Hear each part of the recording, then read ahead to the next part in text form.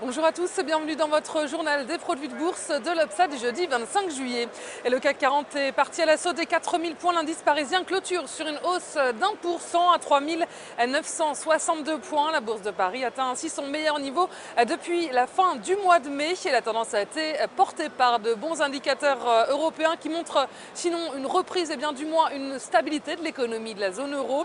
Et l'indice PMI composite, qui est l'indicateur d'activité globale dans l'eurozone, est au plus haut depuis 18 mois et la place parisienne a été tirée par une nette amélioration de l'activité manufacturière en France et en Allemagne.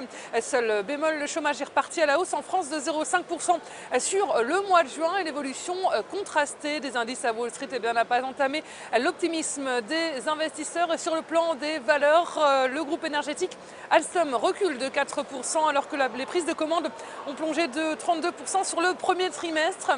Et Puma, filiale du groupe Kering, lâche 0,36%, plombé par des résultats en dessous des attentes au deuxième trimestre. M6 baisse d'1,65%. Le groupe de médias est toujours affecté par la baisse des recettes publicitaires sur le marché télévisuel. Et puis, outre-Atlantique, Wall Street a débuté la séance dans le vert, importé surtout par les bons chiffres d'Apple publiés la veille après bourse. Le groupe californien affiche des bénéfices supérieurs aux attentes à 6,9 milliards de dollars et des ventes d'iPhone plus solides que prévu.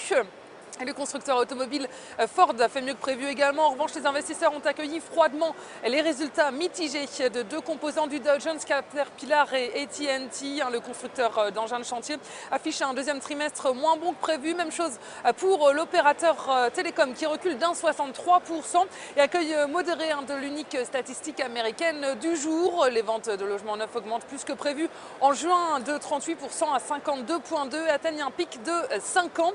Bons indicateurs européens également, un signe d'une stabilité de l'économie de la zone euro, qui ont porté légèrement la tendance à Wall Street. Et puis les marchés américains ont digéré un indicateur contrasté venu de Chine. La deuxième puissance économique mondiale enregistre sa plus forte contraction de la production manufacturière en 11 mois, signe d'un ralentissement de l'activité économique du pays.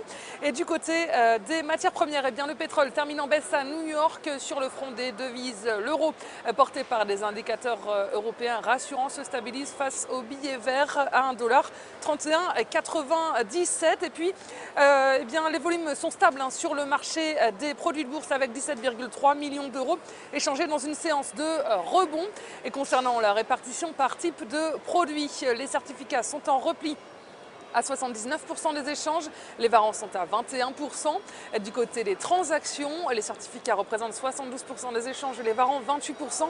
Et la répartition par sous-jacent nous indique que les indices sont en hausse avec 32% du marché. Les actions sont à 64% et selon la répartition des transactions sur les varants, les indices représentent 30% des échanges, les actions sont à 66%, le taux de change est à 1%, les autres varants sont à 3%. Et la valeur du jour, c'est aujourd'hui le groupe hôtelier Accor. Graphiquement, le titre valide une figure de continuation haussière en fanion. Il reste inscrit au-dessus de ses moyennes mobiles à 20 et 50 jours positivement orienté. Le RSI se situe au-dessus de sa ligne de signal sans être en territoire de surachat et son orientation milite pour la mise en place d'une nouvelle phase de hausse avec les plus hauts annuels à 29,60 € comme première cible.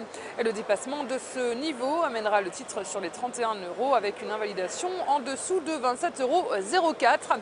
Et la stratégie qui vous est proposée pour jouer cette valeur, c'est l'achat du Warrant Call Accor à 4472 T d'Unicredit au prix d'exercice de 28 € et d'échéance au 6 décembre 2013. Voilà, c'est tout pour aujourd'hui. Passez une excellente journée, on se retrouve demain.